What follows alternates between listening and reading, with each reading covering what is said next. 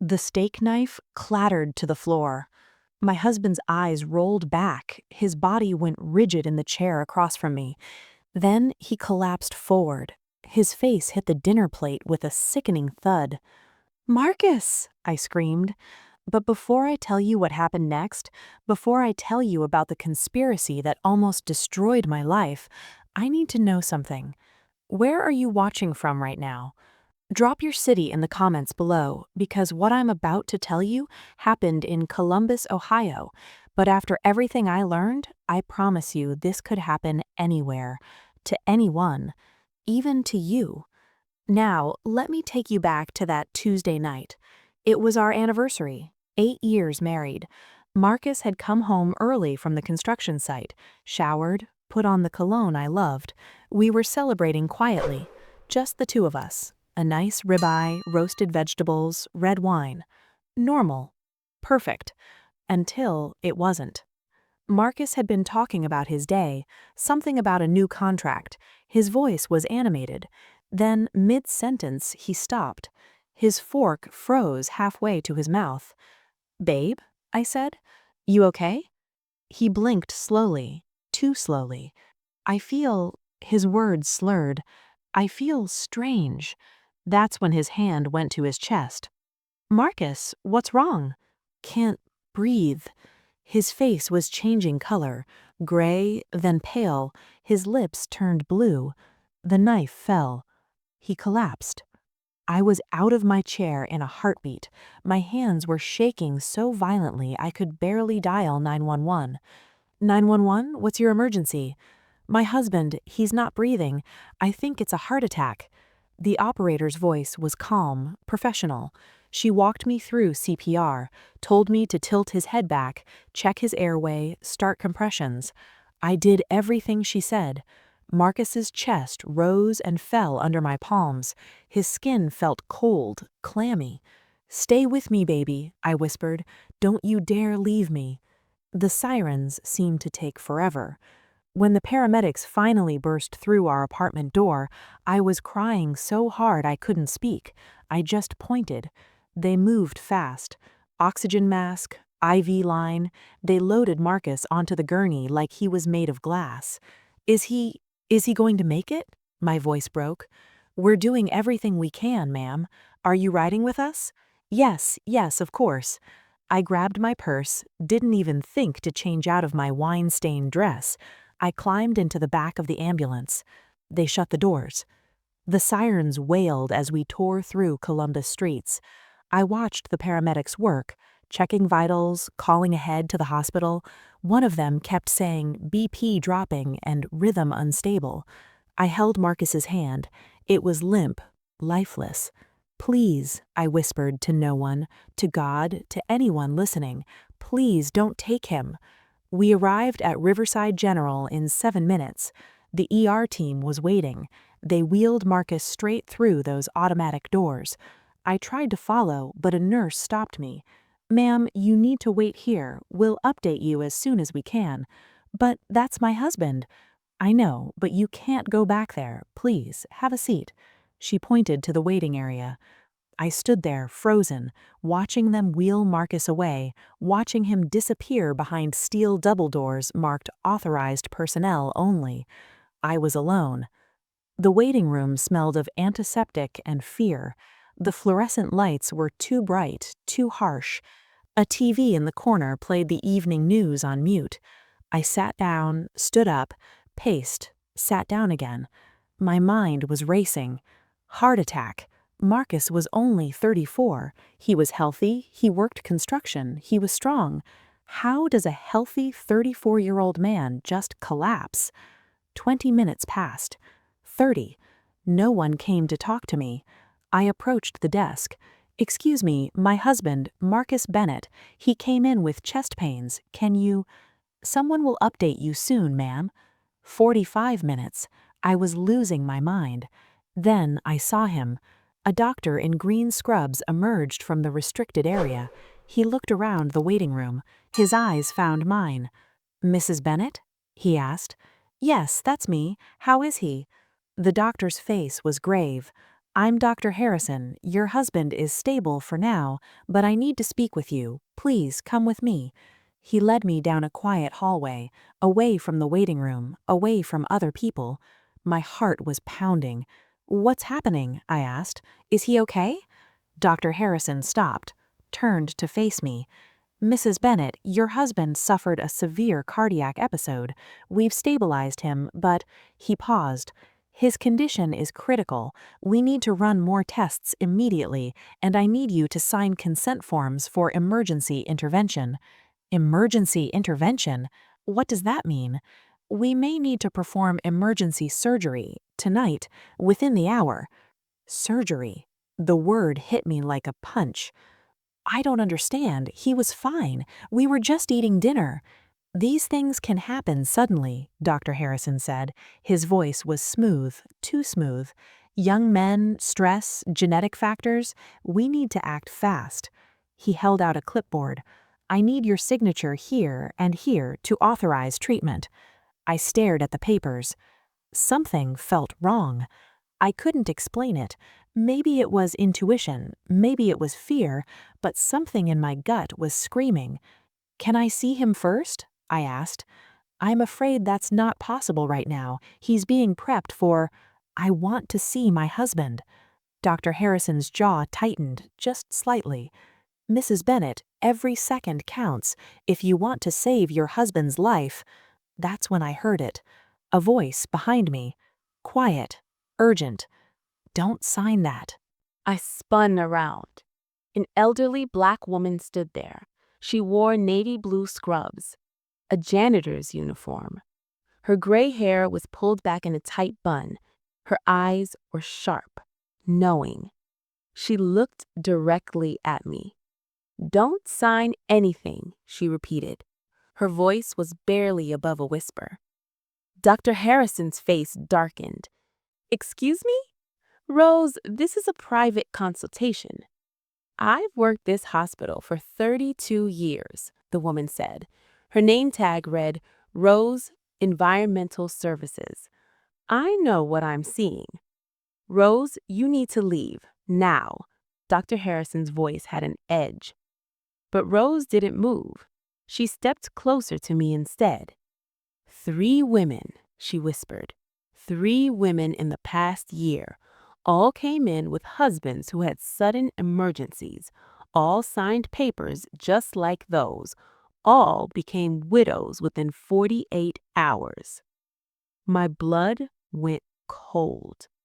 "That's enough," Dr. Harrison snapped. "Rose, I'll have security." "Check the papers," Rose said, her eyes locked on mine. "Read what you're signing. Really read it." I looked down at the clipboard in Dr. Harrison's hand. My hands were shaking. I took the clipboard, started reading. The first page was standard, emergency treatment authorization, nothing unusual. But the second page, "I consent to any and all procedures deemed necessary, including experimental treatments. I hereby waive the right to pursue legal action in the event of complications or death." My throat went dry. "This says experimental treatments," I said slowly, "and that I can't sue if something goes wrong.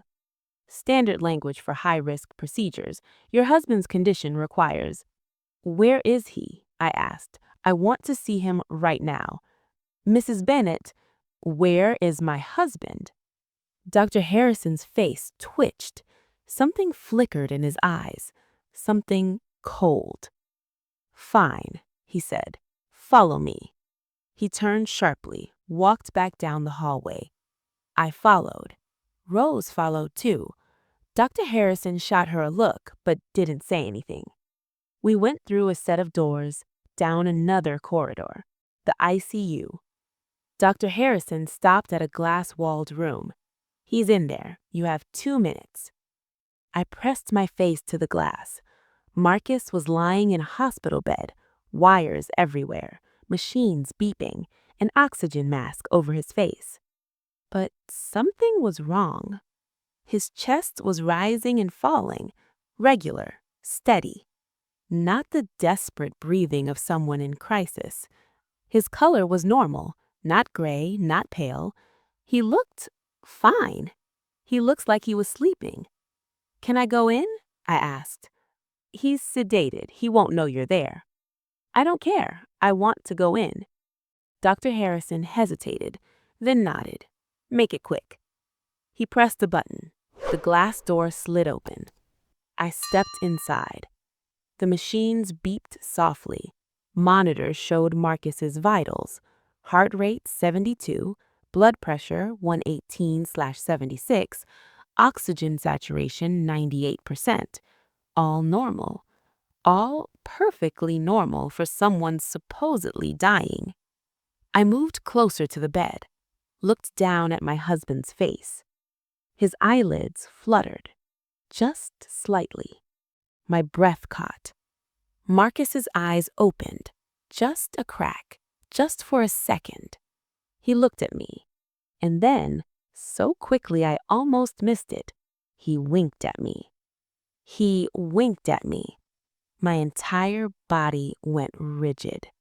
Marcus closed his eyes again. His breathing stayed steady, the picture of an unconscious patient. But I saw it. He was awake. This was an act. "Mrs. Bennett," Dr. Harrison's voice came from the doorway. "Time's up." I backed away from the bed. My mind was screaming. Marcus wasn't dying. Marcus was faking. I walked out of the ICU room. My legs felt like rubber. Dr. Harrison was holding the clipboard again. "Now that you've seen him, I really need those signatures." "I need a minute," I said. My voice sounded distant, foreign. "I need to use the restroom. I need to think." "Mrs. Bennett, we don't have time." "Give me 5 minutes." I was already backing away. "Please, just 5 minutes." I turned and walked, fast, down the hallway, away from Dr. Harrison, away from that ICU room. I heard him call after me, "Mrs. Bennett," but I kept walking. Rose appeared beside me. I don't know where she came from. She just materialized. "This way," she murmured. "Follow me, quickly." She grabbed my arm, pulled me toward a side door marked "Staff Only." We went through, found ourselves in a dim stairwell. The door closed behind us. Rose turned to me. Her face was grave. She said, "Listen to me carefully. Your husband isn't sick. This is a setup. Whatever they're planning, it ends with you signing those papers. And once you do, I'll be the one who dies." I finished. The words came out flat, certain. Rose nodded slowly. "You saw something in there, didn't you?" she asked. I nodded. My throat was too tight to speak. "Then we don't have much time," Rose said. "I'm going to tell you a story, and you're going to listen very carefully, because 3 other women didn't listen, and now they're dead." We sat on the cold concrete steps of the stairwell. Rose's weathered hands gripped mine. "The first one was 18 months ago," Rose began. "Young woman, maybe 28. Her husband came in after a car accident. Minor injuries, nothing serious, but then complications, sudden organ failure. The wife signed papers, emergency transplant. He didn't make it." I felt sick. "The second woman," Rose continued, "6 months later, her husband collapsed at work, brought here, same story, critical condition, emergency surgery needed, paper signed, he died on the operating table." "And the third?" I whispered. 3 months ago, husband fell downstairs, head injury. They said he needed immediate surgery to relieve pressure on his brain. She signed. He died that same night." Rose's eyes were haunted. "At first, I thought it was just bad luck," she said. "This is a hospital. People die." But then I started noticing things. "What things?" "The same doctors involved each time, the same paperwork, the same private recovery rooms.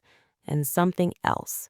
She pulled out her phone, old model, cracked screen. She swiped through photos. I take pictures, Rose said quietly. Part of my job is cleaning, going everywhere, seeing everything. Nobody notices the janitor. She showed me a photo, a document, medical billing record. This is from the first case. See this code? It's for organ procurement. They harvested his organs after he died. My stomach dropped. And this, she swiped to another photo, second case, same billing code, organ procurement. Oh my God. It's a black market ring, Rose said. Her voice was steady, cold. They target patients with certain blood types, healthy organs. They create medical emergencies, get the families to sign consent forms, then during surgery, you harvest the organs and blame it on complications. Rose nodded. They sell them. Tens of thousands, sometimes hundreds of thousands per organ. Heart, liver, kidneys, lungs. One body can be worth over $1 million on the black market. I couldn't breathe. The insurance companies pay out the death benefits. The families are too grief-stricken to ask questions. The hospital covers it up. Everyone gets paid. Everyone except the dead patient. And their families, I whispered. And their families. I thought about Marcus, about that wink. My husband isn't sick, I said. He's in on it. Rose's expression darkened. Then you're not the victim here. You're the target. What do you mean? Think about it. Why would your husband fake an emergency? Why would he participate in this scheme?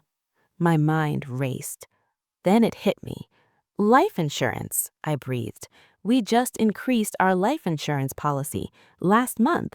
Marcus said it was smart in case anything happened to either of us. How much? Rose asked. $2 million. Rose closed her eyes. That's why. But I don't understand.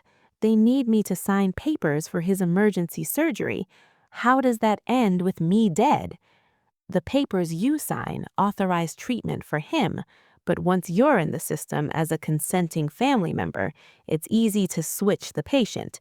Medical mix-up, wrong patient taken to surgery. By the time anyone realizes the mistake, I'm already on the operating table. And Marcus is the grieving widower. He collects the insurance money, probably splits it with the doctors. Everyone wins. Everyone except you. Everyone except you.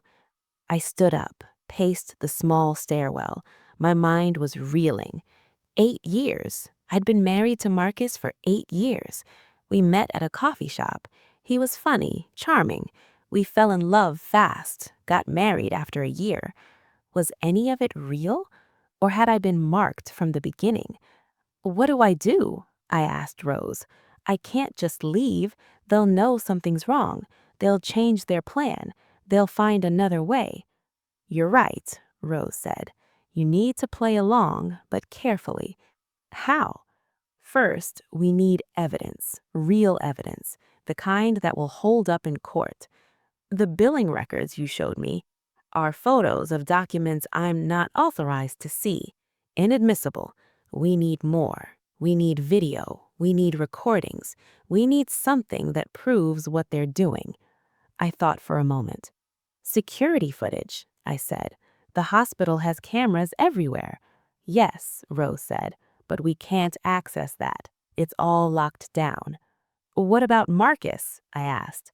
If he walked in here on his own, if there's footage of him arriving healthy, that would prove he's faking, Rose finished. But again, we can't access security footage. I pulled out my phone, stared at it. What about my phone? Can I record anything? Video? Audio? Rose nodded slowly. If you can get them to admit what they're doing on camera, they'll never do that, I said. They're too careful. Then we make them careless, Rose said. She looked at me with fierce determination. You go back out there. You act devastated, confused. You tell Dr. Harrison you need more information. You need to understand what's happening to your husband. You need details. And while he's explaining, your phone is recording video and audio, everything. They'll see my phone. Not if it's in your purse, propped up, camera facing out. They'll think you're just a distraught wife clutching your bag. I looked at Rose, this 70-something-year-old janitor who was risking everything to save a stranger. "Why are you helping me?" I asked. Rose's eyes filled with tears. "Because nobody helped them," she whispered. "Those 3 women, I saw it happening. I suspected, but I didn't act, and they died." She grabbed my hands again. "I won't let there be a fourth." We spent 3 minutes setting up my phone. Rose showed me how to angle it in my purse, how to start the video recording without looking at the screen, how to make it look natural. "Keep the purse on your shoulder," she instructed. "Camera lens facing forward. Let it hang naturally. Don't keep adjusting it, they'll notice." I practiced. Once, twice. "Good," Rose said. "Remember, you're devastated, confused. You want to understand. Make them explain everything. Get them talking." "What if they don't say anything incriminating?" "They will," Rose said. "These people are arrogant. They've done this before and gotten away with it. They think you're just another grieving wife. They'll slip up." I took a deep breath. "Okay, I'm ready." Rose gripped my shoulder. "When you're done, come back here. I'll be waiting. We'll review the footage together. If we have what we need, we go straight to the police." I nodded. Rose opened the stairwell door, peeked out. "Clear. Go." I stepped into the hallway, let the door close behind me. I was alone. I positioned my purse carefully on my shoulder, started the recording with my phone still inside. Then I walked back toward the ICU. Dr. Harrison was standing at the nurse's station, talking to another doctor. When he saw me, his face shifted. Concern, sympathy. Fake. All of it was fake. "Mrs. Bennett, are you all right? You left so suddenly." "I'm sorry, I got overwhelmed. This is all happening so fast." "I understand. This is incredibly difficult." "Can we talk? I have questions about what's happening to Marcus, about the surgery." Dr. Harrison glanced at his watch. "Of course, let's go somewhere private." He led me to a small consultation room, closed the door. 2 chairs, a small table, medical posters on the walls. I sat down, adjusted my purse so the camera faced him. He sat across from me. "What would you like to know?" Dr. Harrison asked. "Everything," I said. "I don't understand how this happened. Marcus is young, healthy. How does someone just collapse like that?" "Cardiac events can strike anyone.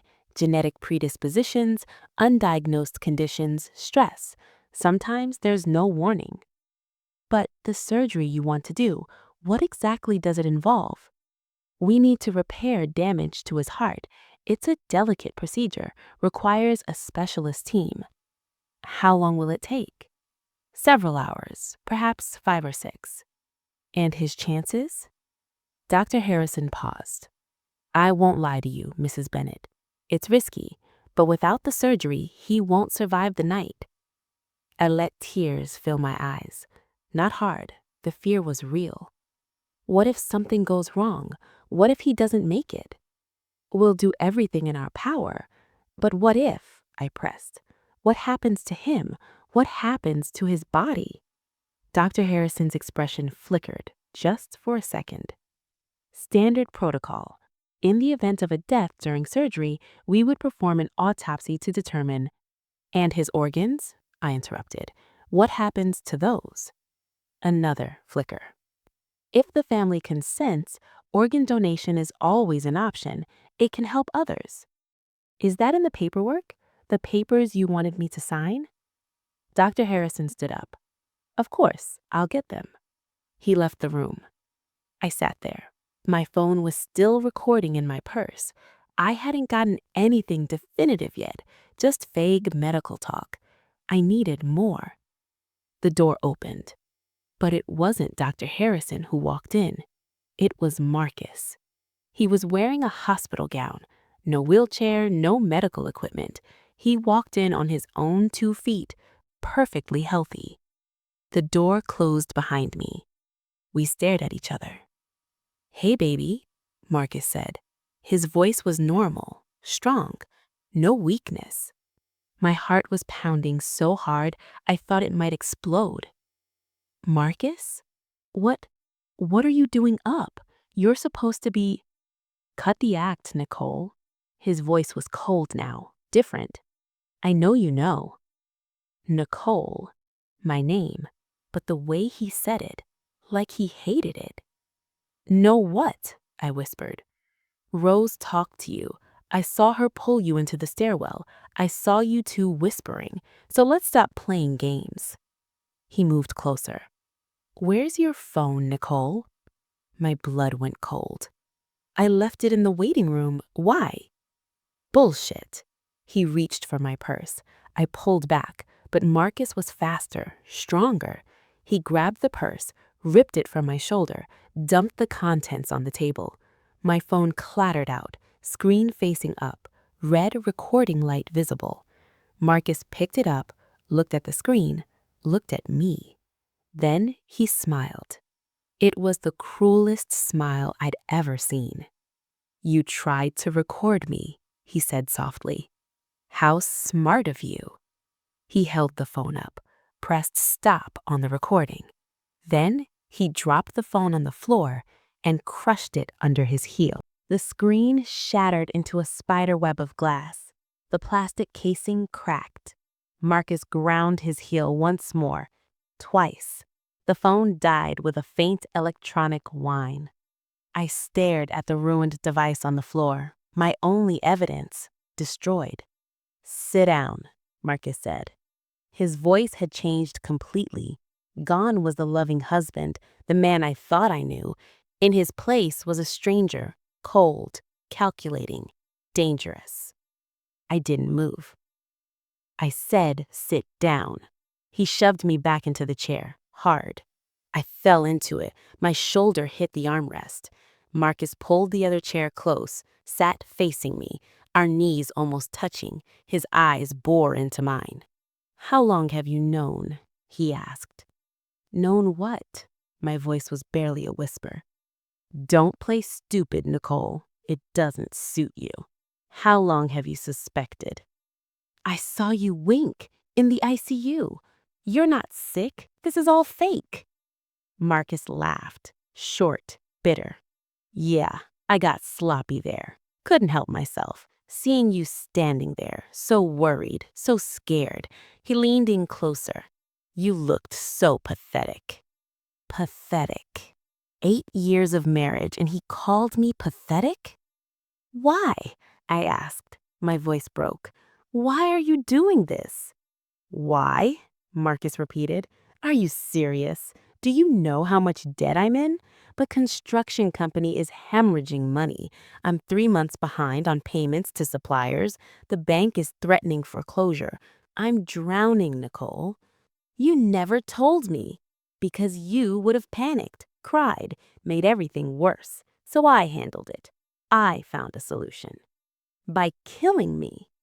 "By making a smart financial decision." His voice was matter of fact, like we were discussing a business transaction. "The life insurance policy is $2 million, enough to clear my debts, enough to start over. All I needed was for you to sign a few papers and take a little nap on an operating table." I felt vomit rising in my throat. "How long have you been planning this?" I asked. 6 months, Marcus said casually. "That's when I met Dr. Harrison, through a mutual acquaintance.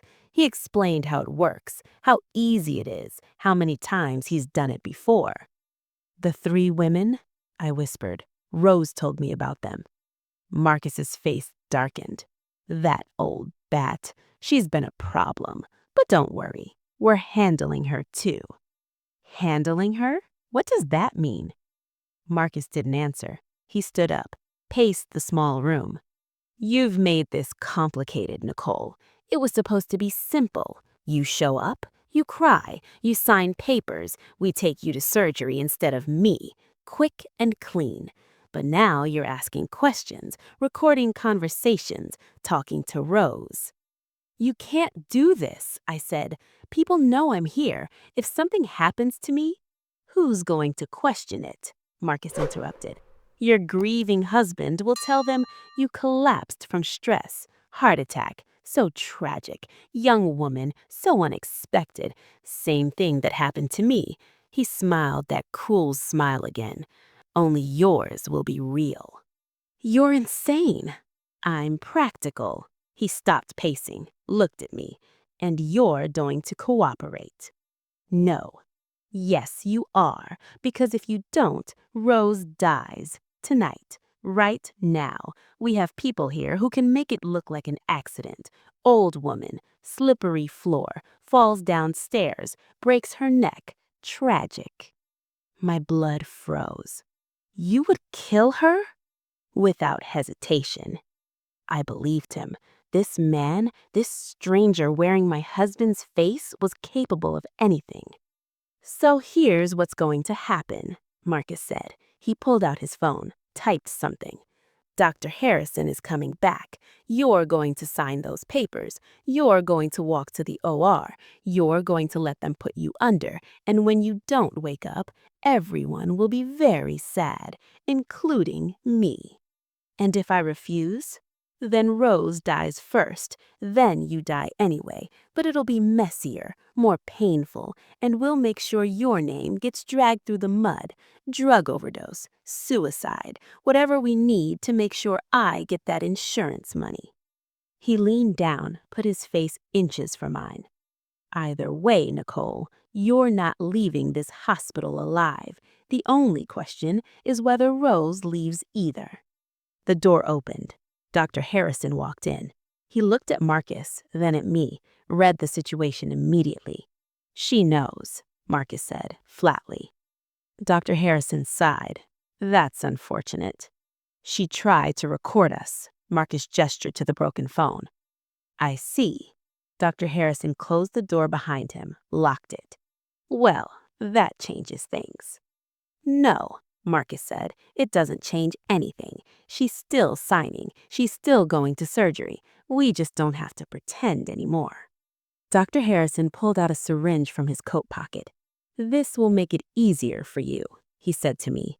It's a sedative. You won't feel anything. You'll just go to sleep. No, please. Hold her, Dr. Harrison said to Marcus.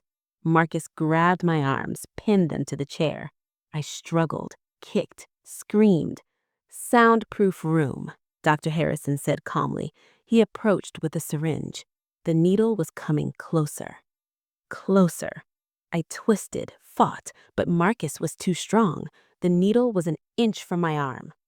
The door exploded inward. Not the locked door, the other one, the one I didn't even know was there, a connecting door to the adjacent room. Rose burst through, but she wasn't alone.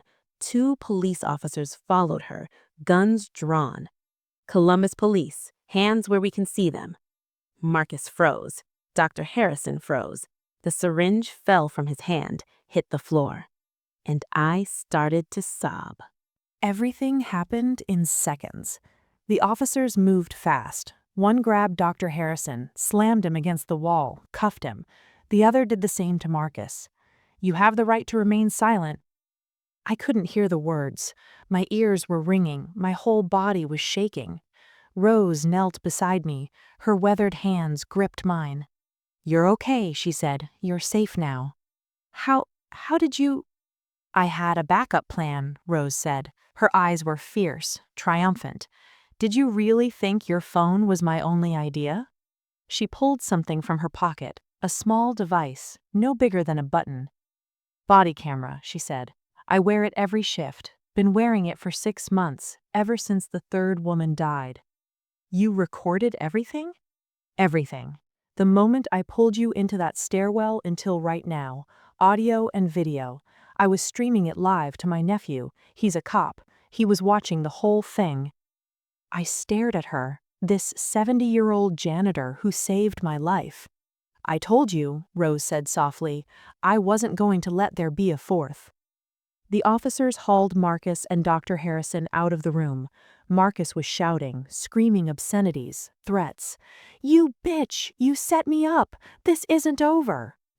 Actually, said the lead officer, a black woman with sergeant stripes, it is over. Way over. She looked at me. Mrs. Bennett, I'm Sergeant Williams. Are you injured? I shook my head. No, I'm okay. We're going to need your statement, but first, let's get you checked out by a real doctor.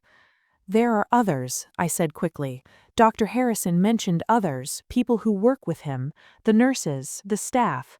This is bigger than just him. Sergeant Williams nodded. We know. We've been investigating this hospital for 3 weeks, since Rose came to us with her suspicions. You walking in tonight, you gave us the evidence we needed to make arrests. 3 weeks? I looked at Rose. She shrugged. After the third woman died, I couldn't stay quiet anymore. I went to the police, showed them my photos, my notes. They didn't have enough for a warrant, but they believed me.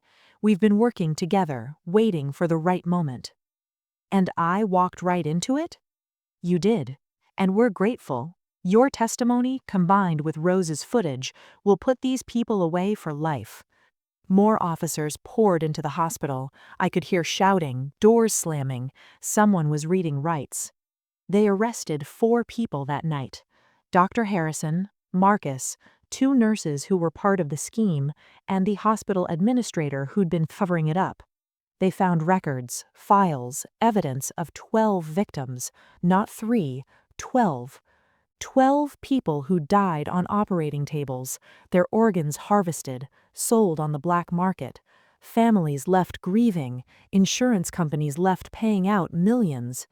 It was a machine, cold, efficient, profitable, and I'd almost become number 13. The investigation took months. I gave statements, testified before grand juries, relived that night over and over.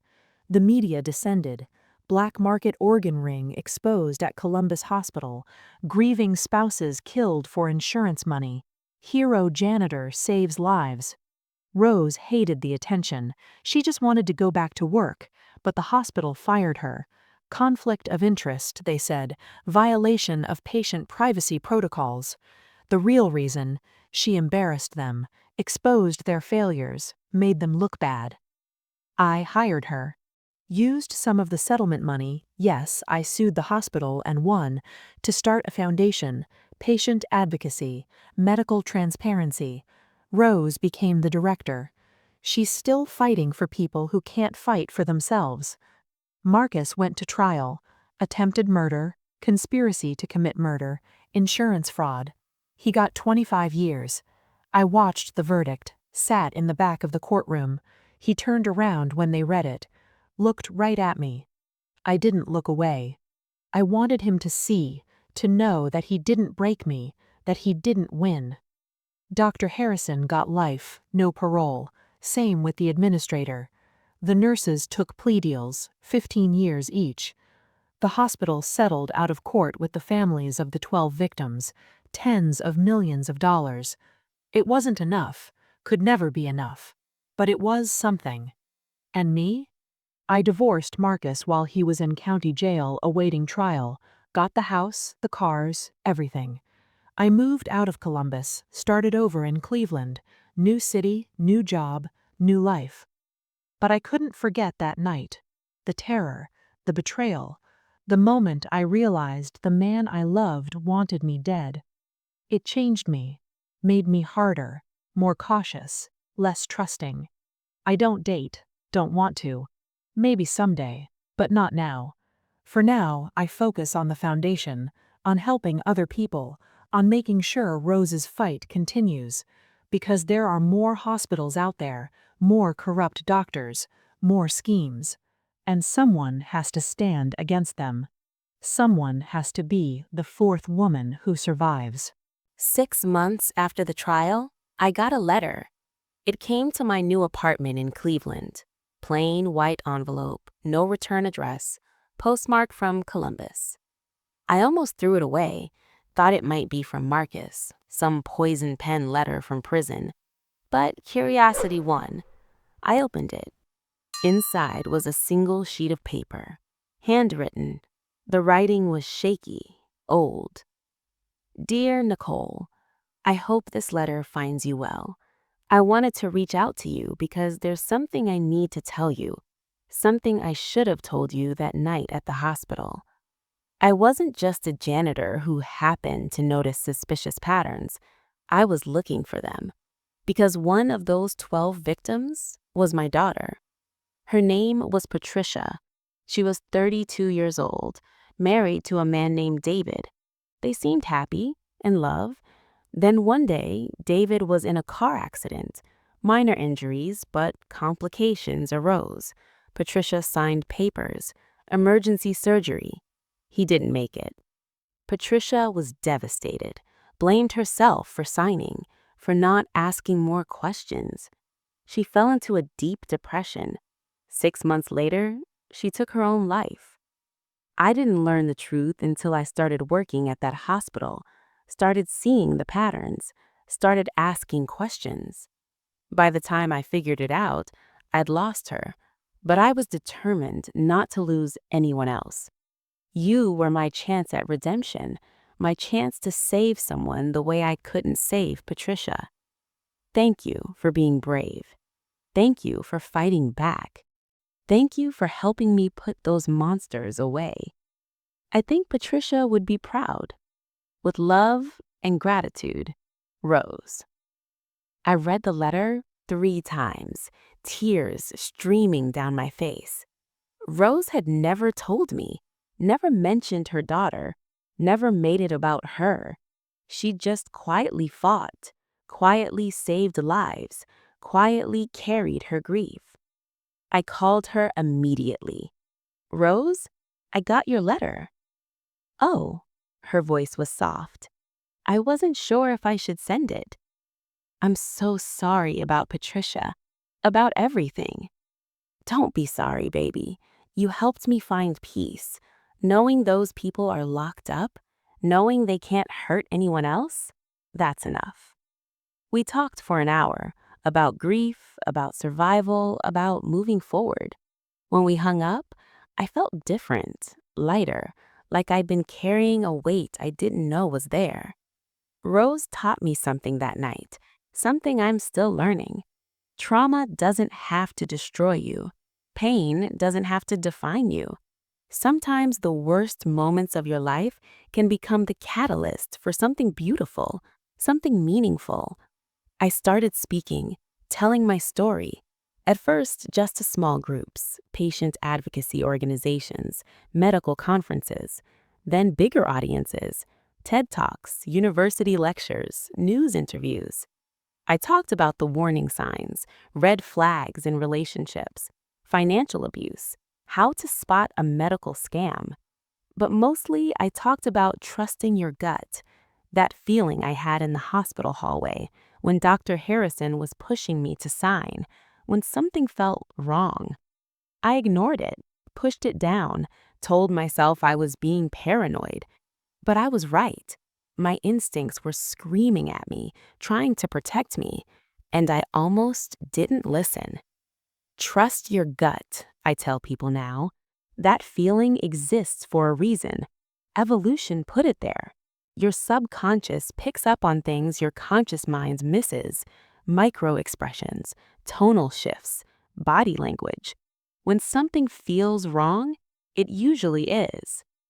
I get emails now, hundreds of them, from people who watched my talks, read articles about my story. Some are from survivors, people who got out of dangerous relationships, who recognized the signs, who trusted their instincts. Those emails keep me going. But some are different. Those are the ones that haunt me. I wish I'd heard your story sooner. My sister didn't make it. My husband died in surgery. They said it was complications. Now I'm wondering. I signed papers I didn't understand, and now my wife is gone. I can't save everyone, can't turn back time, can't undo the damage, but I can keep speaking, keep warning, keep fighting. Rose and I started a hotline, free, anonymous, for people who suspect medical fraud, who have questions about procedures, who need someone to advocate for them. We get 50 calls a week, sometimes more. Most are nothing: worried family members, misunderstandings, normal medical situations that look suspicious to frightened people. But sometimes, maybe once a month, we get a call that sets off alarm bells, and we investigate, work with police, medical boards, insurance companies. We've stopped 3 schemes so far, saved lives, gotten doctors arrested. It's not enough, won't ever be enough, but it's something, and something is better than nothing. I think about Marcus sometimes, wonder what he's doing in prison, if he regrets it, if he ever loved me at all, or if I was always just a mark, a payday, a means to an end. I'll never know. And honestly, I don't need to know. He's my past, a dark chapter, but not my whole story. I'm writing new chapters now, better ones, chapters about survival, resilience, purpose, chapters where I'm not the victim, where I'm the hero of my own story. And that's everything. 1 year after the trial, I got an unexpected visitor. I was at the foundation office, reviewing case files with Rose, planning a fundraiser. Normal day. The receptionist buzzed. "Nicole, there's someone here to see you. She says it's urgent." "Who is it?" "She won't give her name, but she says she's Marcus's sister." I froze.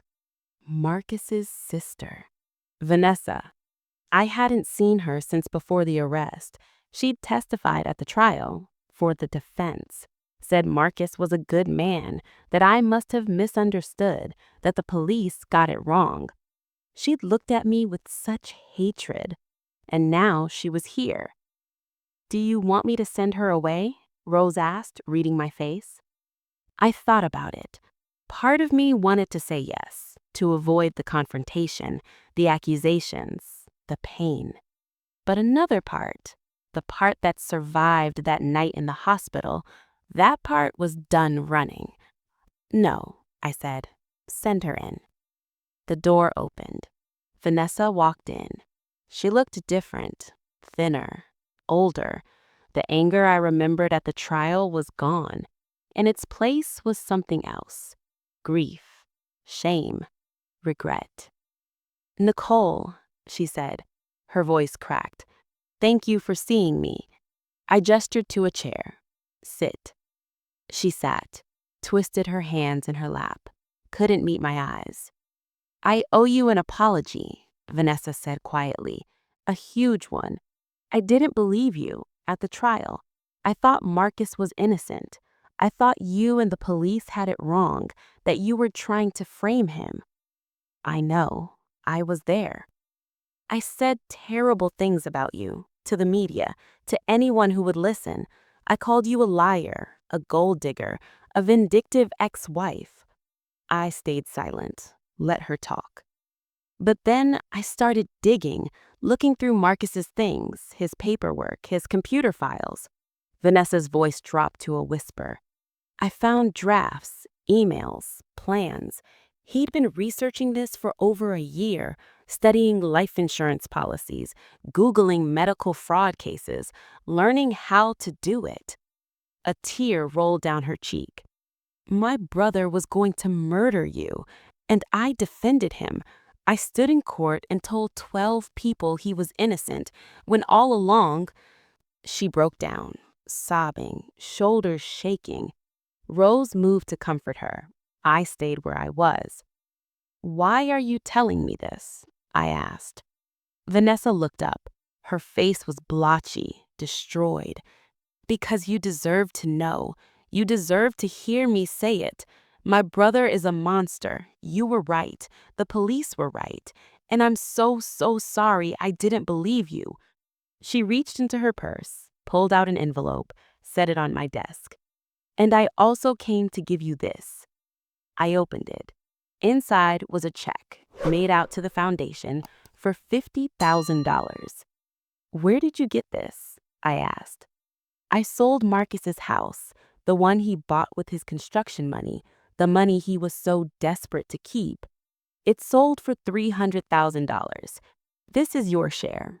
Actually, it's not enough, but it's something to help your work, to help other people he and people like him hurt. I stared at the check. $50,000 for the foundation, for survivors, for people fighting back. You didn't have to do this, I said. Yes, Vanessa said firmly. I did. I can't undo what Marcus did, can't undo what I said about you, but I can try to make something good come from all this horror. She stood. I won't take up more of your time. I just wanted you to know. I believe you. I believe every word you said, and I'm sorry. I'm so deeply sorry. She turned to leave. Vanessa. She stopped, turned back. Thank you, I said, for coming here, for apologizing, for the donation. It means more than you know. She nodded, fresh tears in her eyes. Be safe, Nicole, and keep doing what you're doing. Keep saving people. The world needs more people like you. She left. Rose and I sat in silence for a moment. Well, Rose said finally, that was unexpected. Yeah. You okay? I think so. I looked at the check. I never expected an apology from anyone in Marcus's family. People surprise you sometimes, in good ways and bad. That night, I couldn't sleep, kept thinking about Vanessa, about her apology, about the check, about how hate can transform into action, how guilt can become motivation. She'd spent a year defending her brother, believing in him, fighting for him. And then reality crashed in, the truth she couldn't ignore, the evidence she couldn't explain away. That takes courage, to admit you were wrong, to face the truth, to make amends. Not everyone can do that. Most people double down, dig in deeper, refuse to see. But Vanessa saw, and she acted. That $50,000 funded our hotline for 6 months, helped us hire 2 more staff members, expanded our reach. It saved lives. Funny how redemption works, how something good can grow from something rotten, how the sister of a would-be murderer can become an ally in the fight to stop others. Life is strange that way. 2 years after that night in the hospital, I went back to Columbus. Not to visit, not to relive trauma, but because Rose called me. There's something I want to show you, she said. Something important. Can you come down? I drove the 3 hours from Cleveland, met Rose at a coffee shop near the hospital. Riverside General looked different. New signage, fresh paint. They'd rebranded after the scandal, trying to distance themselves from the horror, trying to rebuild trust. They've made changes, Rose said. Real ones, not just cosmetic. Like what? New patient advocacy department, mandatory second opinions for major surgeries, family members allowed in recovery rooms at all times, no more isolated consultation rooms with locked doors. That's good. It's because of you, Rose said, because of what happened, because you spoke out. You changed things, Nicole. I looked at the hospital, thought about that night, the terror, the betrayal, the moment I thought I'd die. I changed things because you saved me, I said to Rose. You're the hero of this story, not me. We're both heroes, Rose said firmly, and so are the people who come after us, the ones who hear your story and recognize the warning signs, the ones who trust their instincts, the ones who speak up. She stood.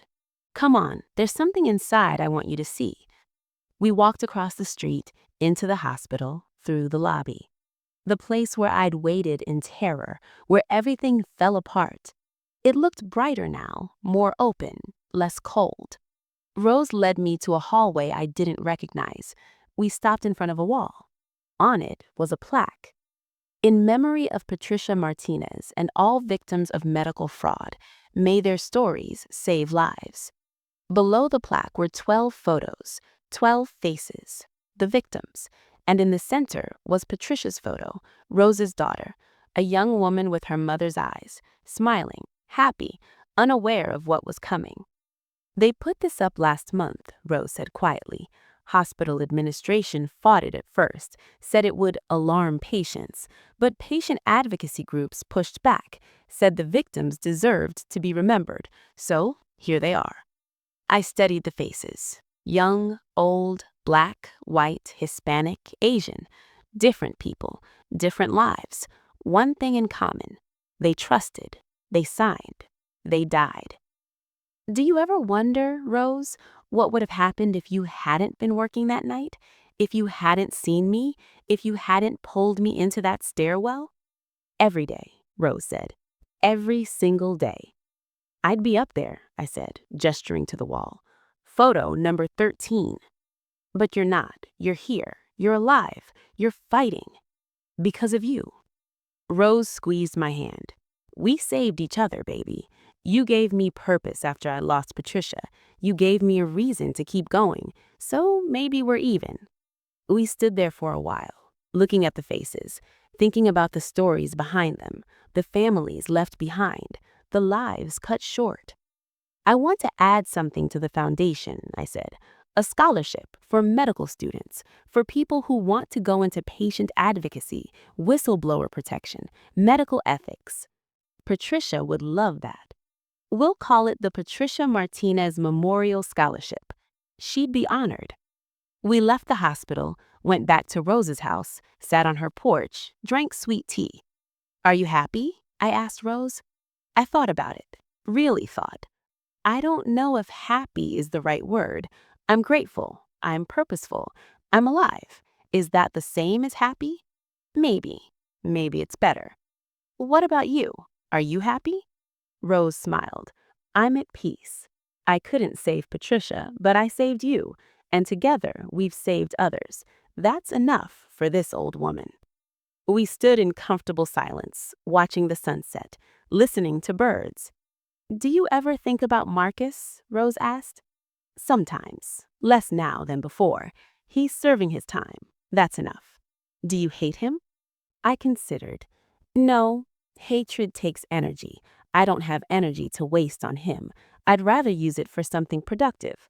That's wise. I learned from the best. I looked at Rose.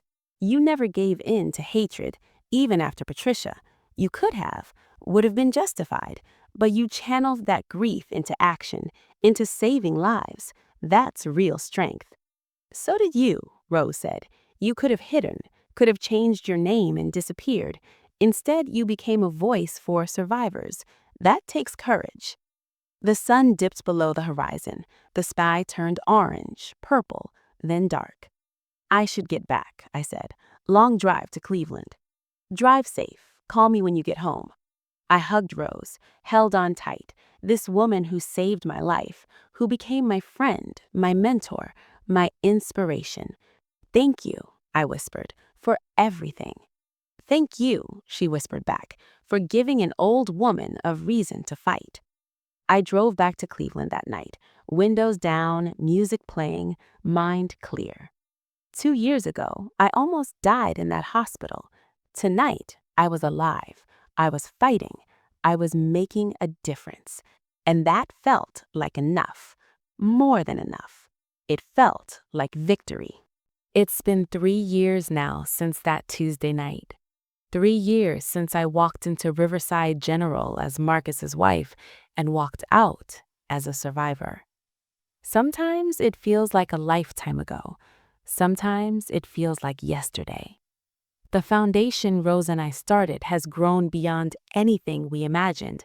We have offices in 4 cities now: Columbus, Cleveland, Detroit, Chicago. 23 staff members, hundreds of volunteers.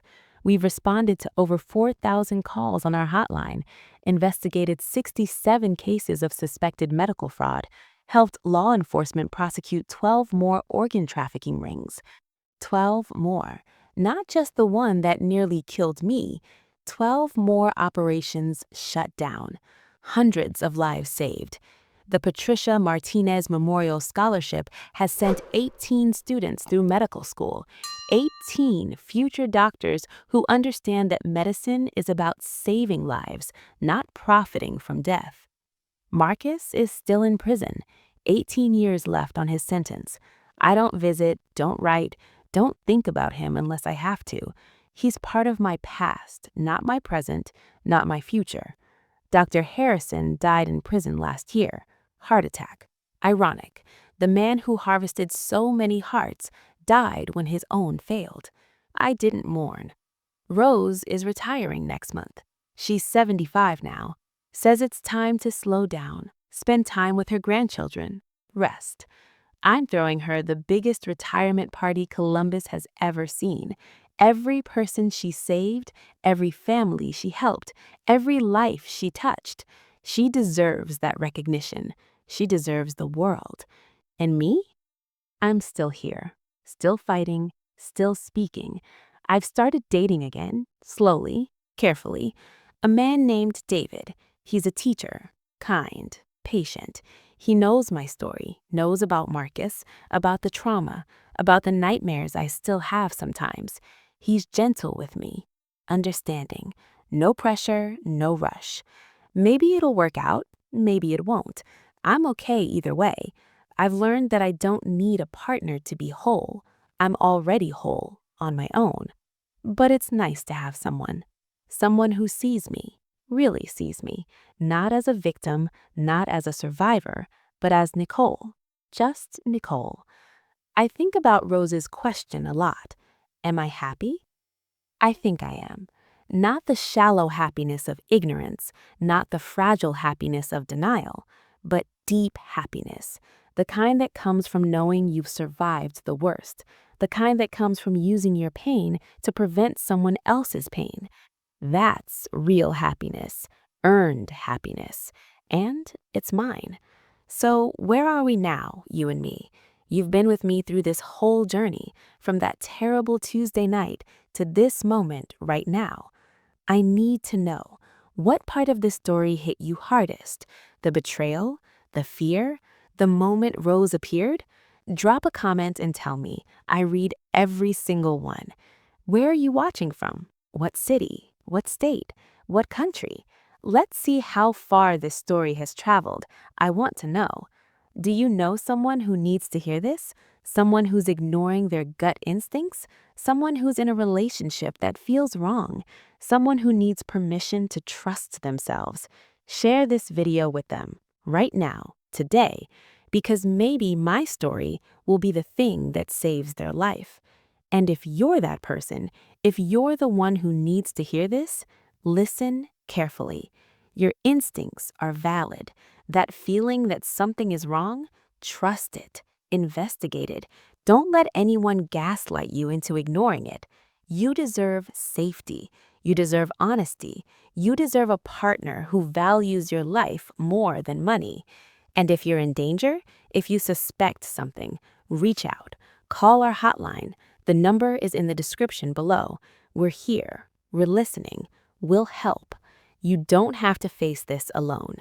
Hit that subscribe button if this story meant something to you. Hit like if it moved you. Hit share if you know someone who needs to see this. Leave a comment. Tell me your thoughts. Tell me your story. Tell me you're safe. We're building a community here, a community of survivors, a community of people who refused to be victims, a community of people who trust their instincts and speak their truth. Join us. Before I go, I want you to know something important. I survived because Rose believed me, because she acted, because she risked everything to save a stranger. But you know what? We can all be Rose. We can all be the person who sees something and says something, who speaks up, who acts, who saves a life. Because 3 years ago, an elderly janitor saved mine. And now I'm passing that gift forward, saving others, teaching others to save. And maybe, just maybe, you'll be the one who saves the next person, the next Nicole, the next Patricia. You have that power. Use it. This is Nicole Bennett reminding you, trust your gut, speak your truth, save a life. And remember, you're stronger than you think, braver than you believe, and more powerful than you know. Now go out there and prove it. Stay safe, stay strong, stay alive. I'll see you in the next story.